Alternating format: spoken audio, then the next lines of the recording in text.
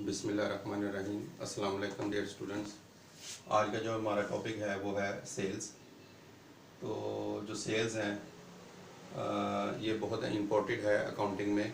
तो सेल्स से मुराद ये है कि जब आप बिज़नेस कर रहे होते हैं तो जब आप अपने कस्टमर को चीज़ें बेचते हैं तो उसे हम सेल्स कहते हैं। तो ये जो सेल्स हैं इसे बिज़नेस का रेवेन्यू या इनकम भी हम कहते हैं। और जो सेल्स हैं वो बिज़नेस की एक गुडविल को भी मेजर करता है। जिस बिज़नेस की जितनी ज़्यादा सेल्स होंगी उसकी उतनी ज़्यादा गुडविल बनती जाती है।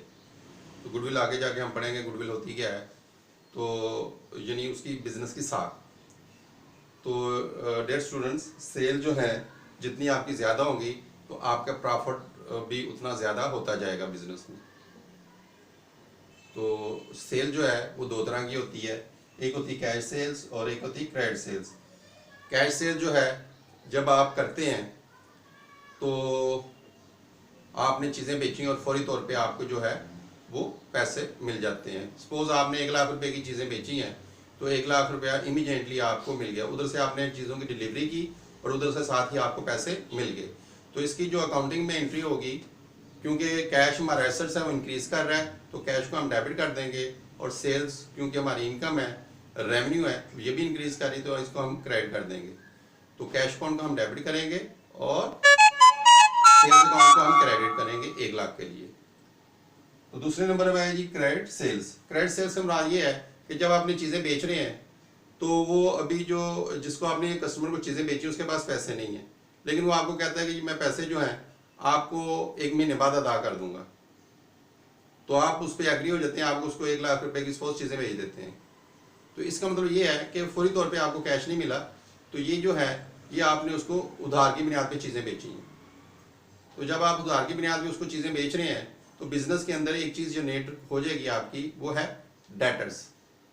तो डेटर्स वो लोग होते हैं कि जिसको आपने उधार की बुनियाद पे चीज़ें बेची हुई हैं। तो डेटर्स क्योंकि आपके एसेट्स होते हैं तो इसकी आप एसेट्स इंक्रीज कर रहे हैं। तो डेटर्स अकाउंट, सपोज यासर को आपने बेची है तो आप करेंगे यासर अकाउंट डेबिट और सेल्स अकाउंट क्रेडिट। यानी यासर को आप डेबिट कर देंगे, एज ए डेटर बना लेंगे। इसका मतलब ये है कि आपने यासर से पैसे लेने फ्यूचर में। तो और जब वो आपको पैसे अदा कर देगा 1 लाख रुपया तो आप एंट्री कर देंगे कैश अकाउंट डेबिट और यासर अकाउंट क्रेडिट, यानी यासर ने आपको पेमेंट कर दी। तो डियर स्टूडेंट्स, ये आज हमने थोड़ा सा कॉन्सेप्ट समझा कि कैश सेल्स क्या होती हैं और क्रेडिट सेल्स क्या होती हैं। तो जो क्रेडिट सेल्स होती हैं ये आपके लिए बहुत अहम है, आपके बिजनेस के लिए। जितनी आपकी सेल्स ज़्यादा होंगी आपका बिजनेस उतना ही प्रमोट होता जाएगा, उसकी प्रॉफिट रेशो उतनी ही बढ़ती जाएगी।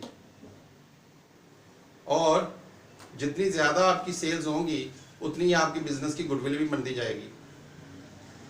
जैसे आपने देखा होगा कुछ बिजनेस ऐसे हैं, अगर उसकी सेल्स बढ़ती है तो अपने बिजनेस को भी आगे वो एक्सपेंड करता जाता है, एक की बजाय दूसरी, दूसरी की बजाय तीसरी, और इसी तरीके से अपनी ब्रांचेस को वो इंक्रीज करता जाता है। वो बेस किस पे करता है? उसकी सेल के ऊपर। तो सेल जो है बड़ा अहम होता है किसी भी बिजनेस के लिए, उसकी एक्सपेंशन के लिए। जैसे एग्जांपल है गवर्नमेंट बेकर्स। तो गवर्नमेंट बेकर्स ने जब काम स्टार्ट किया तो उसकी इतनी ब्रांचेस नहीं थी, लेकिन जो ही उसका सेल्स बढ़ी, उसका प्रॉफिट बढ़ा, उसने अपने बिजनेस को एक्सपेंड करना शुरू कर दिया। अब ऑलमोस्ट पूरे पाकिस्तान के अंदर उसकी ब्रांचेज हैं।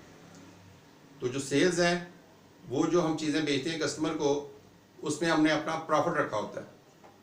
तो जो जो हम चीज़ें बेचते जाते हैं हमारा प्रॉफिट भी क्या होता जाता है? बढ़ता जाता है। तो डियर स्टूडेंट्स, आज हमने जो सेल्स हैं उसको देखा। 2 तरह की सेल्स होती हैं, एक कैश सेल्स और एक क्रेडिट सेल्स।